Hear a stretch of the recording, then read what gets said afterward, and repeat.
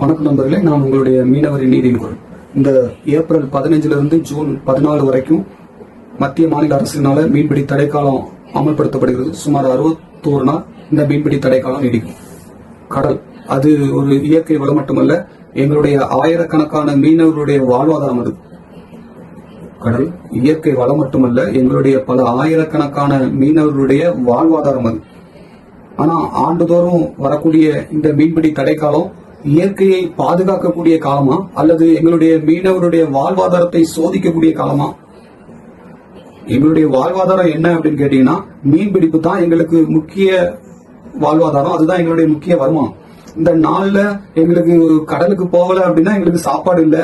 அப்படிப்பட்ட ஒரு சூழல் தான். ஒரு நாள் கடலுக்கு போலனாலும் எங்களுடைய வாழ்வாதாரம் மிகப்பெரிய ஒரு கேள்விக்குறி. ஏன்னா எங்களுக்கு கடன், வட்டி, குடும்ப சூழ்நிலை அதிகம். இதனால என்ன, எங்களுக்கு ஒரு நாள் கடலுக்கு போலனாலும் எங்களுக்கு வரக்கூடிய இழப்பு மிக பெரியது.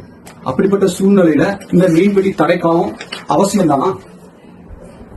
இந்த மீன்பிடி தடைக்காலம் மீனுடைய இனப்பெருக்கத்தை பாதுகாக்கக்கூடியது ரொம்ப அவசியமானது, ரொம்ப முக்கியம். ஏன்னா அந்த கடல் வளத்தை பாதுகாக்கணும், வருங்கால சன்னதிக்கு மீன் வளத்தை கொடுக்கணும்.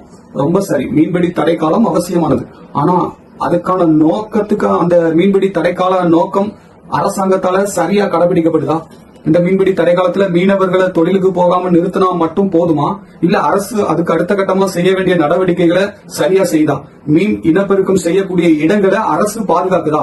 மீனவர்கள் கடலுக்கு போகலனா மட்டும் அந்த இடம் சரியா பாதுகாக்கப்பட்டுருமானா கிடையாது. அரசு அதுக்கான வேலைகளை செய்யணும். மீன் இனப்பெருக்கத்துக்கான வேலைகளை செய்யணும். மீன் இல்ல அப்படின்னா அதற்கான அடுத்த கட்ட நடவடிக்கை என்ன? இன்றைக்கு கடல்ல ஆமை வளம் குறையுது அப்படின்னா கோடிக்கணக்கான ஆமைய கடல்ல விடுறாங்க. அதே போல இன்னைக்கு அழிந்து வரக்கூடிய மீன் இனங்களை கடல்ல விடணுங்கிறது எங்களுடைய கோரிக்கை. இன்னைக்கு இத்தனை ஆண்டுகளா தொழில் செய்துட்டு வந்த எங்களுக்கு தெரியும் எந்த மீனுடைய வளம் குறைஞ்சிருக்கு, எந்த மீன் இப்ப தட்டுப்பாடா இருக்கு. இதுக்கு முன்னால பிடிச்சிட்டு இருந்த மீன்லாம் இப்போ பார்க்கவே முடியல. அப்படிப்பட்ட மீன்களை அரசு என்ன செய்யணும் அப்படின்னா, இந்த தடை காலத்துல கடல்ல விடணும், வளர்க்கணும், கடல்ல விடணும். அதை இனப்பெருக்கத்துக்கு அந்த மீனுடைய பெருக்கத்தை கூட்டணும். இது எங்களுடைய மீனவருடைய முக்கியமான கோரிக்கை. மீனவருடைய பாதுகாக்கிறதுக்கு அரசு என்ன நடவடிக்கை எடுக்கும்? இந்த மீன்பிடி தடை காலத்துல, இந்த 61 நாள் மீன்பிடி தடை காலத்துல அரசு எங்களுக்கு செய்து தரக்கூடிய மாற்று வழிகள் என்ன? நாங்க வேலைக்கு போல, மீன் பிடிக்க போல, அதனால எங்களுடைய வாழ்வாதாரம் மிகப்பெரிய ஒரு கேள்விக்குறியா இருக்கு. எல்லாரும் சொல்றாங்க அரசு உதவி செய்த, அரசு தரக்கூடிய உதவி எங்களுக்கு போதுமானதாக இருக்கா அப்படின்னு யாராவது என்னைக்காவது பார்த்தோமா? கிடையாது. எங்களுக்கு அரசு தரக்கூடிய உதவிகள் போதுமானதாக இல்ல. அரசு இந்த மீன்பிடி தடை காலத்துல எங்களுக்கு மாற்று வேலை வாய்ப்புகளை உருவாக்கி தரணும். மற்ற கல்வி, தொழில் பயிற்சிகளை கொடுக்கணும். இன்னும் மீன்பிடிப்புல நவீனகரமான மீன்பிடிப்பு என்னங்கிறத எங்களுக்கு கற்றுக் கொடுக்கணும். அதுக்கான வழிமுறைகளை செய்யணும். இதுதான் இந்த தடை காலத்துல அரசு செய்யக்கூடிய ஒரு முக்கிய வேலையா இருக்கணும். ஆனா அரசு என்ன பண்ணுது அப்படின்னு கேட்டீங்கன்னா, மீன்பிடி தடைக்காலம் கடலுக்கு போகாது. 61 நாள் கடலுக்கு போகாது. கடலுக்கு போலனா மீனவருடைய வாழ்வாதாரத்தை எப்படி பாதுகாப்பீங்க? மீன் வளத்தை பாதுகாக்கிற நீங்க மீனவருடைய வாழ்வாதாரத்தை எப்படி பாதுகாக்க போறீங்க? அதுக்கான செயல் திட்டம் என்ன? அது நீங்க யாருக்கிட்ட கேட்டீங்க? எங்களுடைய வாழ்வாதாரத்தை முடக்கிறதே முக்கிய காரணமா அல்லது மீன் இனப்பெருக்கத்தை அதிகரிக்கிறது உங்களுடைய முக்கிய நோக்கமா? அப்படின்னா மீனவருக்கு 61 நாள் தடை காலத்துல நீங்க என்ன நடவடிக்கை எடுத்தீங்க? மீன் இனப்பெருக்கத்துக்கான நடவடிக்கை, மீனுடைய இனப்பெருக்கத்தை இன்னைக்கு தடுத்து நிறுத்துறதே அரசாங்கம் தான், கவர்மெண்ட் தான் இன்னைக்கு மீன் இனப்பெருக்கத்தை தடை செய்யுது. என்ன அப்படின்னு கேட்டீங்கன்னா, இந்த கடற்கரை ஓரங்கள்ல தான் மீன் இனப்பெருக்கம் வந்துட்டு ஆள் கடல்ல மீன் இனப்பெருக்கம் செய்யறதை விட இந்த கடற்கரை ஓரங்கள்ல உள்ள அந்த புல்லுகளுக்குள்ள, அந்த செடிகளுக்குள்ள, அங்க உள்ள பாறுகளுக்குள்ள தான் மீன் இனப்பெருக்கம் அதிகமா செய்யும். ஆனா இன்றைக்கு தமிழக கடலோர பகுதிகளில் அளவுக்கு அதிகமா நச்சு ஆலைகளை கொண்டு வந்து அதுல கழிவுகளை கொட்டி எப்படி மீன் இனப்பெருக்கம் கூடும்? அது எப்படி கூடும்? அப்பனா எங்களுடைய வாழ்வாதாரத்தை இன்றைக்கு நீங்க கேள்விக்குறியாக்கிறீங்கல்ல.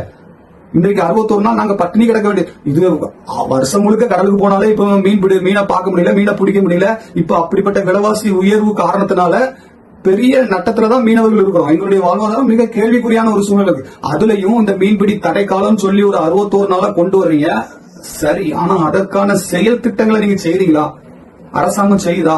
மீன் இனப்பெருக்கத்துக்கான நடவடிக்கைகளை அரசு எடுக்குதா? அப்படிங்கிறது மிகப்பெரிய ஒரு கேள்விக்குறியா இருக்கு.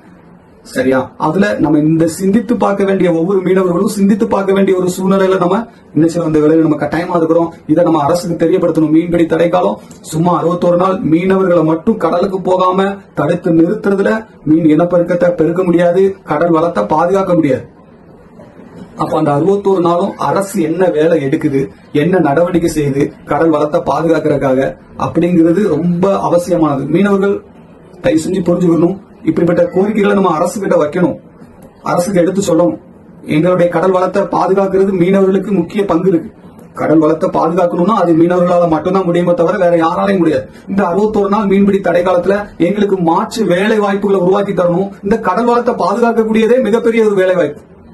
அதுல மீனவர்களை பயன்படுத்துங்க, எங்களை உட்படுத்துங்க, அதுல எங்களுக்கு வருமானம் தாங்க, எங்களுக்கு அதுக்கான வழிகளை செஞ்சு தாங்க. தயவு செஞ்சு சும்மா இந்த நாக்குல வீணடிக்காதீங்க, எங்களுடைய வாழ்வாதாரத்தை கேள்விக்குறியாக்காதீங்க.